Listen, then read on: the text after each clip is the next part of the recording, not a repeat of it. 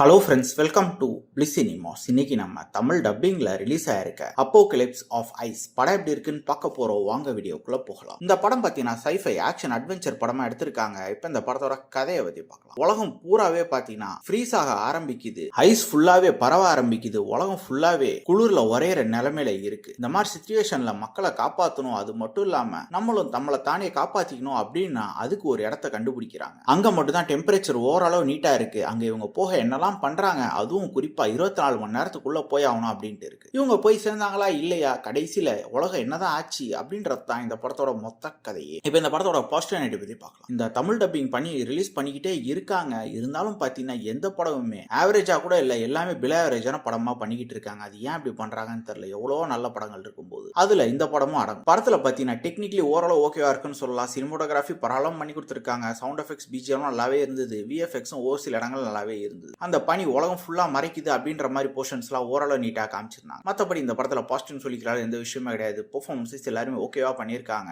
Screen பிளேஸ்லாம் பார்த்தீங்கன்னா பயங்கர ஃபிளாட்டான ஒரு ஸ்கிரீன் பிளே, பெருசா எங்கேஜிங்கா எந்த மூவ்மெண்ட்டுமே கிடையாது. பல சீன்ஸ் நமக்கு ப்ரிடிக்டபிளாகவும் லேகிங்காகவும் தான் இருக்கு. மொத்தத்தில் இது ஒரு பிலாவரேஜான படம் தான். வேணும்னா ட்ரை பண்ணி பாருங்க.